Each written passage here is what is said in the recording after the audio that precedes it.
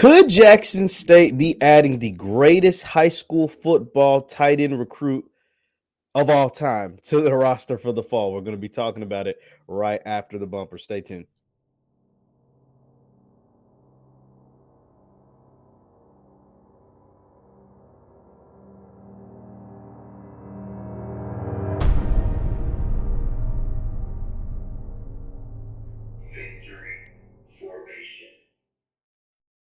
It's good people. My name is Jeff Lightsy Jr. with the Black Boss Channel and Victory Formation. Thank you guys for tuning in. Be sure to hit the thumbs up button, like, share, subscribe, and the notification bell because we upload every single day. And I bring you right here on the Jeff Lightsy Jr. YouTube channel all things HBCU football, all things, particularly the SWAC, but I'm starting to expand a little bit as well. Well, there was shout out to one of my Twitter followers who brought this to my attention, and he knew I would catch something if I watched the first 5 minutes of the latest episode of 21st and Prime. Shout out to Samad Drake. Samad Drake let me know. He said, hey, you need to go check out 21st and Prime, Deion Sanders, Coach Prime's podcast. And he's like, the first 5 minutes, you're going to catch something. You're going to catch something in those first 5 minutes. I was like, all right, let me go. Because I never really watched 21st and Prime. And I don't watch it very often. But in the first 5 minutes, there were so many gems. And one of those gems is potentially the highest graded tight end recruit in the history of high school football, as far as recruiting rankings go, could potentially end up at Jackson State. His name is Arik Gilbert. Arik Gilbert, who came out of the state of, I want to say he played high school football in Marietta, Georgia. He played high school football in Marietta, Georgia. He enrolled in 2020 to LSU. He played in 8 games at LSU and dominated, had a really good freshman season, but decided to transfer. We know LSU was going through some changes. They had a rough season. They ended up letting Ed Orgeron go this year after the end of this year, and he transferred to Georgia, but never saw the field. And let me just play for you what Coach Prime said in regards to recruiting one, and then Arik Gilbert. I think specifically, this is not me knowing any inside sources or anything, but what I think was about Arik Gilbert right here. So let me make sure you guys can see it. Let me pull that up. This is Coach Prime's show, 21st and Prime, and let's take a listen. Make sure, let me know if you can hear. Let me know if you can hear what he's saying. All right, fellas. I'll hit y'all back. That's how recruiting's been going for us, man. We've been getting calls from everybody named Mammy. Quavo called me last week with a tight end. I can't name the school because everybody would know. We put it out there. But the big time guys, man. Whoa! So there it is. There it happened so fast that you might not even caught it. Coach Prime says, "Man, that's how recruiting goes." Because he was on the phone. He said, "All right, I'll talk to y'all later." He hangs up and says, that's how recruiting goes for us because we can't recruit everywhere. Our budget is small, and we'll play that clip. He said our budget is small. It's only about $15,000 for traveling for recruiting. He said, but Quavo called me with the tight end. And I'm not going to say the school, but if I say Quavo, I say tight end, you guys can put 2 and 2 together. You guys can put 2 and 2 together about who that is. So this is how we put our investigator hats on. It doesn't take a lot, but, I like backing the stuff that I'm talking about up with facts, right? Why am I saying these things? I don't just like saying things and not having facts to back it up. So let me rewind that audio because it's only about 30 seconds. I'm going to rewind it and play for you, and then I'm going to get to the facts on why I think this guy that he's talking about is Arik Gilbert. Let's take a listen. All right, fellas. I'll hit y'all back. All right. That's how recruiting's been going for us, man. We've been getting calls from everybody named Mammy. Quavo called me last week with a tight end. I can't name the school because everybody would know. We put it out there. But the big time guys, man. Everybody's trying to jump in. And we got one more big one I think we're going to announce on signing day. So did you guys catch it? Please let me know in the chat. Please let me know in the comments that you caught it. Quavo hit him up with a big-time tight end, and they're going to get one more big one come National Signing Day. Now, who that is, I don't know. I have no idea who that is. But let's get to the Quavo part, and then we'll dive back into Coach Prime in the show, the 21st and Prime. So let's go over to Mr. Quavo, his Instagram.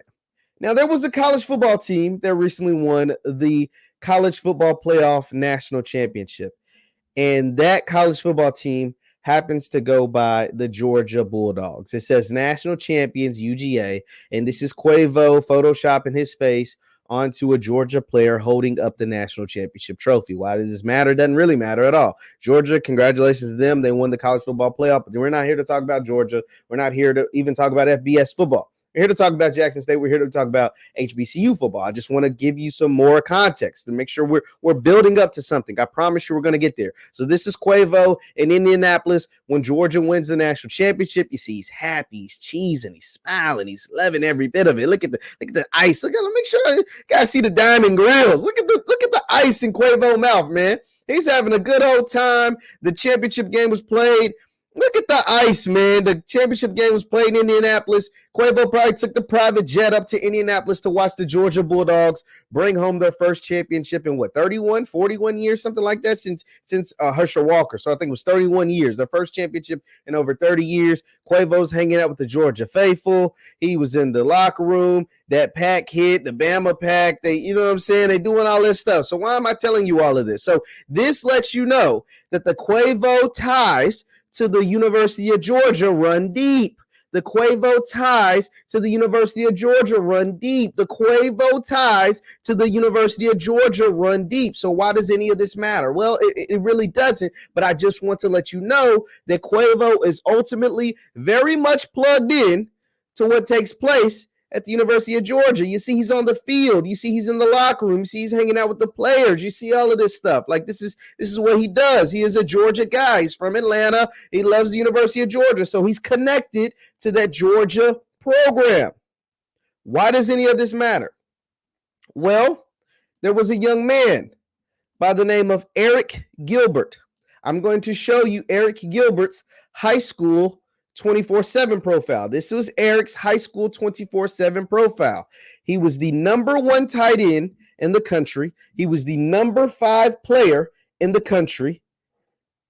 And he was the highest ranked tight end recruit in the history of recruiting services. Let me repeat that. He was the highest ranked tight end recruit in the history of recruiting services. The highest ranked tight end recruit, composite ranked number 5. He was the Georgia Gatorade Player of the Year as a tight end. He's 6'5", 250 pounds. 6'5", 250 pounds. This is his name. His name is Arik Gilbert. He was every kind of All-American in the history of the world. He, like I said, the highest ranked tight end recruit. So I'm showing you all this, all that says enrolled. He enrolled at LSU in 2020. Right after LSU won the national championship, he decided to go to LSU. And let's read about Mr. Arik Gilbert. He eventually, after his freshman year, he transferred from LSU and went to Georgia, where he was from. And let's read about Mr. Arik Gilbert. It says Kirby Smart updates the status of Arik Gilbert. Kirby Smart provided an update on Georgia wide receiver. When he got to Georgia, they converted him to wide receiver because they had the Brock Bowers kid who was a true freshman and probably the best tight end in the country. They had him. They had the big number 0. I can't think of his name. He was a really good tight end. So they transitioned. They need help at receiver. Georgia didn't have the most dynamic receivers, and they needed some help at the receiver position. So they transitioned him to the receiver position. It says Georgia has averaged 38 points per game. This article was written in October, by the way. Georgia's averaged 38 points per game on offense this season, though, through 7 games under the helm of offense coordinator Todd Monken, blah, blah, blah. That's without George Pickens, without JT Daniels, and without their starting right guard. And, of course, it has been without the most talked about offseason additions in the sport of college football, Arik Gilbert. Gilbert has been away from the team since the start of fall camp back in August, dealing with personal issues. Kirby Smart provided an update on Georgia wide receiver Arik Gilbert on Tuesday. And this was back in October. He says, quote, he still's continuing his journey and we're still staying in communication with him. Everyone is pulling for Arik Gilbert. Smart says Gilbert back in August Smart said of Gilbert back in August that Gilbert was dealing with some personal issues. Quote, Arik is dealing with some personal issues. We love him. Our thoughts and prayers are with him, and we hope to get him back soon. So that was the last we had heard about Arik Gilbert. But let me tell you why this matters if you're a JSU fan. Let me tell you why this matters if you're an HBCU fan. And let me tell you why this matters if you pay attention to football in the SWAC. It says in 8 games, this is when this young man was a true freshman. In 8 games as a true freshman, Gilbert racked up 368 yards and 2 touchdowns on 35 catches. Gilbert's productions met the expectations of those who saw him coming out of high school. He was a very productive player in an LSU offense in the fall of 2020. This isn't the LSU offense that had Jamar Chase and that had Justin Jefferson and that had Joe Burrow. This was an LSU offense that was, subpar. And he picked up 35 catches, over 350 yards, and a couple of touchdowns. So he met expectations as a freshman. The talent is still there. I'm saying all that to say what? The talent is still there. Coming out of high school, he met those expectations. Obviously, LSU was lackluster. Obviously, so much lackluster that they fired their head coach in Ed Orgeron. And now they went out and got country bumpkin Brian Kelly, who's trying to be, a dude's from Boston, trying to act like he got a Louisiana accent. And so I'm saying all that to say what? The young man is still talented. And if you heard Coach Prime in the first 30 seconds of his latest podcast that came out January 20th, let's just check the date on today. That's today. He says Quavo, who is connected to the what program? The University of Georgia football program. Quavo has called me about a tight end. Quavo has called me about a tight end, trying to get him in here. Called me last week about a tight end. Now, what program would Quavo know about a pretty good tight end? I think it's the University of Georgia. So I'm not saying Arik Gilbert is going to be a member of Jackson State this fall. All I'm saying is that there's a potential that Arik Gilbert could be a part of Jackson State this fall. And hopefully I gave you adequate evidence to think possibly the same. So if we see Arik Gilbert on the sideline at 1400 Lynch Street down in Jackson, Mississippi, just know who told you first. That's all I ask, is just know who told you first. Let's listen one last time. And then we're going to listen a little more about Coach Prime and his recruiting strategy, because he talks about it here as well. Be sure to hit the thumbs up button, guys. Thumbs up, thumbs up, thumbs up. Thank you guys so much. But let's take a listen to Coach Prime once again, talking about Quavo hitting him up about a potential tight end recruit. Let's listen. All right, fellas. I'll hit y'all back. That's how recruiting been going for us, man. We've been getting calls from everybody named Mammy. Quavo called me last week with a tight end. I can't name the school because everybody would know. We put it out there. But the big time guys, man. Everybody's trying to jump in. And we got one more big one I think we're going to announce on signing day. Yo, nephew. Let me go ahead and cut the audio off when it comes to this this music, because I don't want to get any copyright strikes. But Quavo called him last week about a potential tight end recruit. That should let you know a lot. like Coach Prime said a whole lot without saying a whole lot. Right there, he said a whole lot without saying a whole lot, and he is telling us that they have another big time recruit that is going to announce on National Signing Day, that they're going to announce on National Signing Day. Now, guys, we've been following who we think's committing, who could possibly commit. We've been right on some, we've been wrong on others. Hey, but it's really just a guessing game. I'm not Nostradamus, I'm not perfect, but the Arik Gilbert nugget, he just dangled that in front of us. That was easy for me to catch. As soon as I heard that, I was like, yo, Arik Gilbert, oh my God. Because I kind of knew the back history about Arik Gilbert not playing a snap for Georgia this year, having to step away from the team for personal reasons. I don't know what those personal reasons are, and I wish him the best. But as soon as he said a tight end recruit, Quavo, and called us, I was like, yo, that's Arik Gilbert. Yo, that could potentially, be the highest ranked tight end recruit in the history of the country, could potentially end up at 1400 Lynch Street. That was easy for me to spot.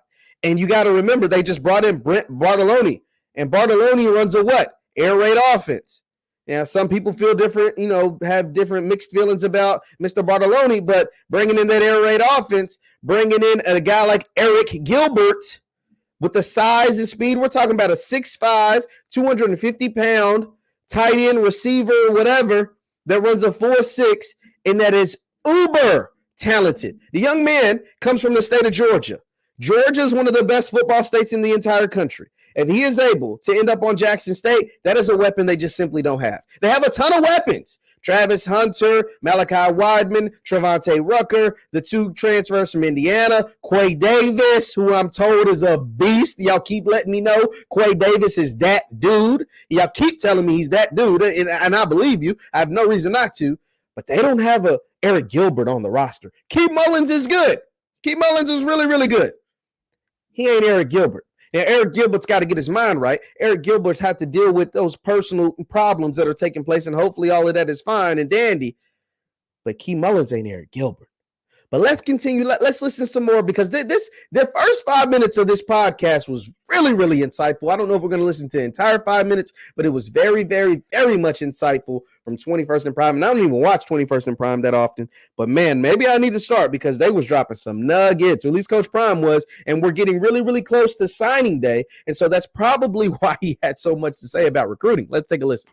Man, Jamie Duke's wrong. We jumping right into it. You caught a little something. We put that on. That's a little bit of how the game works. Gilly and Wallow probably are my 2 best recruiters in the country. We get calls from everywhere kids want to go, and they fill in the Jackson. So it sounds like, I'm going to have to stop this periodically so we don't get a copyright strike, but it sounds like, that beginning nugget that we've listened to a couple of times already, that was potentially either Gilly and or Wallow.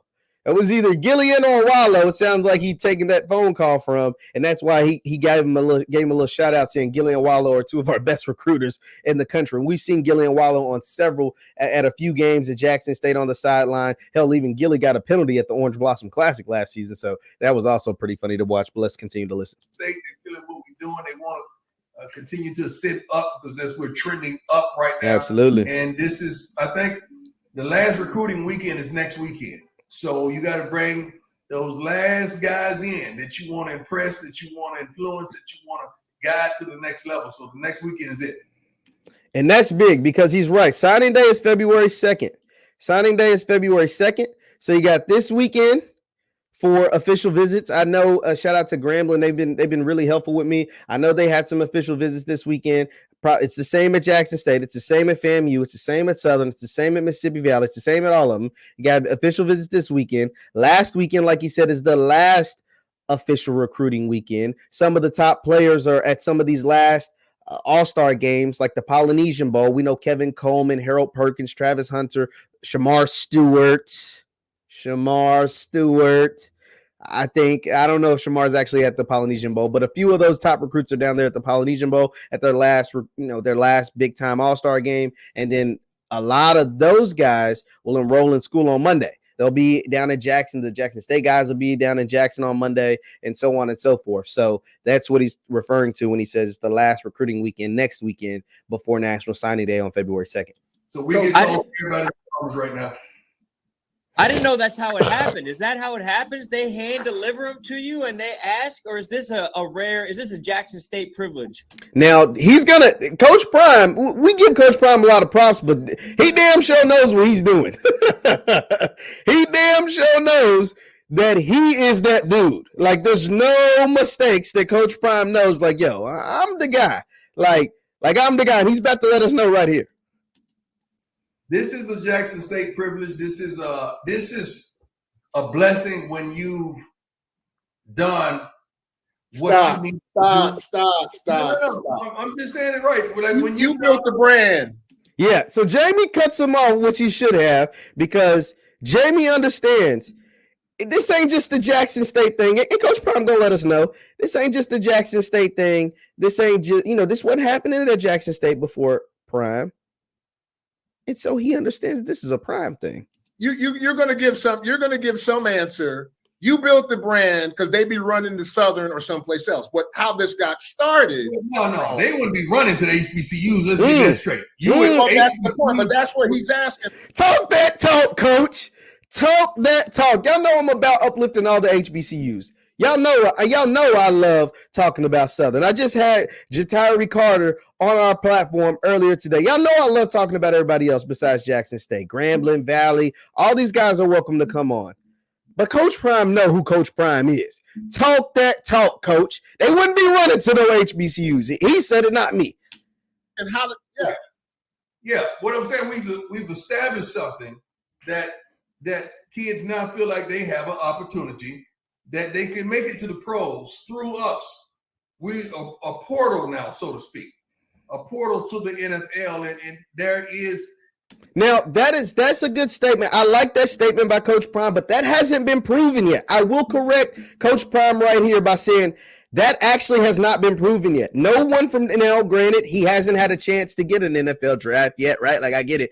But it has not been proven quite yet that you will get drafted to the NFL after you attend Jackson State. Now, we all think that will happen for James Houston. Well, we don't know what round. He won't be a high draft pick. I can at least say that. He won't be a top, he won't be a first, and probably won't be a second rounder. James Houston probably looking at a third rounder later.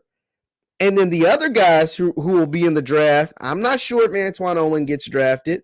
I don't think CJ Holmes gets drafted. I don't think Al Young gets drafted. So that right there, I will stop Coach Prime and say that has not been proven yet.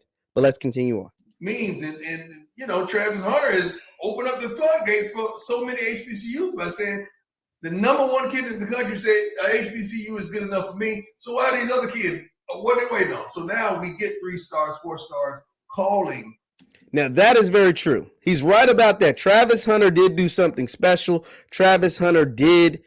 He definitely opened up the floodgates, and he opened up a lot of kids' eyes. Hell, the kids have admitted that. Like, they've even admitted, guys like, Kevin Coleman and others have admitted, yeah, what Travis did opened my eyes and somewhat made it cool for us to pick HBCUs, or at least allow us to know that as a viable option. Us, because we can't recruit everywhere. We don't have the resources to recruit everywhere. I think, the travel budget is like $15,000. We got that in the pocket for the travel budget for coaches to recruit, and our whole budget to facilitate, I think, is only like $3 million. Now that's big. The travel budget for recruiting is only $15,000. That's pretty big because that ain't too much of that. That's a drop in the bucket. That ain't too much of nothing, especially when you're recruiting like Jackson State. See, a lot of HBCUs in the past recruited locally, right? Mississippi, might shoot over to Texas, might shoot down there to Florida. You know what I'm saying? But you really stayed right in that area. Jackson State, and especially Grambling. I mean, the G-men. I shout out to the G-men because I gotta bring them up on this part. These folks are recruiting nationally. Grambling's got a pipeline of Southern California like no other. To California. They're the West Coast G-men over there. Shout out to Hugh Jackson.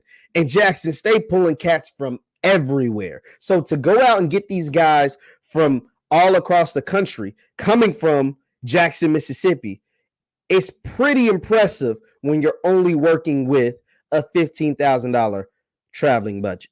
Like for the whole entire budget, Coach, that was my old budget back in the day.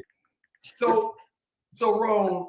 So Jamie points out something very, very interesting. Jamie said that was my budget back in the day. For those of you who don't know, Jamie Duke played high-level football. So he's saying basically the bag man dropped off $15K for me. And Prime was the same way. It wasn't just Jamie. It was Prime like that too.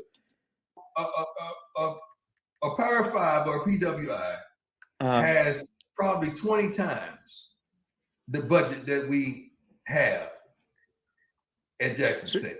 And he ain't lying about that at all. We looked at some of those numbers. If you're looking on my channel, Jeff Lightsy Jr., we with Dr. Boyce looked at the revenue, the money that comes to some of these big-time Power 5 schools, some of these big-time PWIs.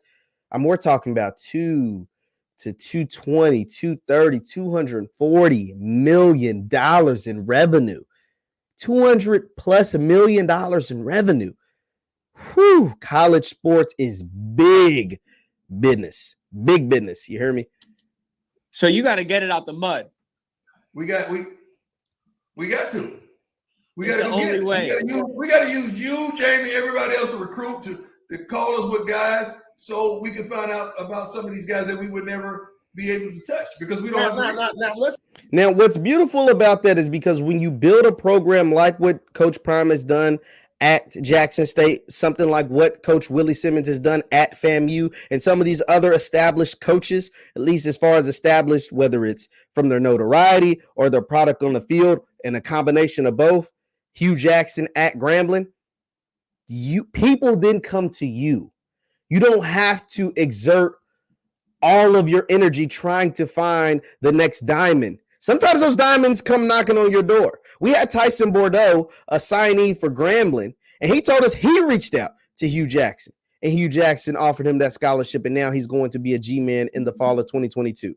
So that's the beauty behind having some cachet. That's the beauty behind having some success. That's the beauty behind having a brand and a name as well. Let's dig into what hopefully they show some of. Coach Prime had a different criteria that we heard. Something about you want to go through that motor and not at least a 5-star. I don't care about no 5-star. I don't care about no 4.3201. I need a defensive lineman.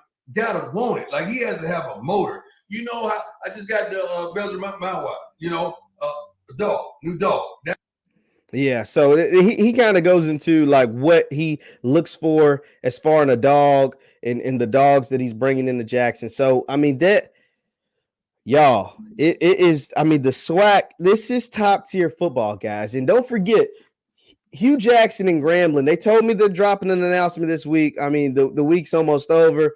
Don't bite my head off if it doesn't come out, because this is just what I was told. I was passing along information that I was told. You got Coach Prime saying he's going to have another big time signing come signing day and potentially could bring in former 5-star Arik Gilbert. I mean, I'm just reading the tea leaves. This is no insider information, but this is going to be one heck of a signing day. I'm not even going to get into like the spring season yet, like spring football and then the fall. I'm just talking about leading up to signing day. I seen Grambling got a transfer from Arkansas. Like, it's so much going on every single day. FAMU's loading up the boats. Southern's got a guy playing in the Senior Bowl. Be sure to check out my interview with Jatire Carter as well. He's playing in the Senior Bowl. Like, we got the Legacy Bowl we'll talk about. We've got the HBCU Combine that we'll cover. There's so much going on. And if you've never been a fan of HBCU football, now is the time to be a fan. It is beautiful. It is a beautiful thing to see. But Coach Prime is the person leading the way. I'm not even going to fake the funk. Deion Sanders, Coach Prime is the one leading the way. Thank you guys for tuning in. My name is Jeff Lightsy Jr. with the Black Boss Channel and Victory Formation. You can subscribe to the Black Boss Channel and my YouTube channel, Jeff Lightsy Jr., for all things HBCU sports. And you can follow me on Instagram and Twitter, where I catch a lot of these different things on my Instagram at JLightsy7, on my Twitter at JLightsy7. Thank you guys so much for tuning in. Be sure to hit the thumbs up button on your way out, because we have a lot that is going to come between now and February 2nd. Leave your thoughts also in the comments. Who do you believe that last big fish that Coach Prime is going to get on National Signing Day? Leave your thoughts in the comments, please. Let me know who you think in the comments. I'll respond to all the comments. You guys know. Thank you guys once again. My name is Jeff Lightsy Jr. Hit the thumbs up button on your way out, and peace.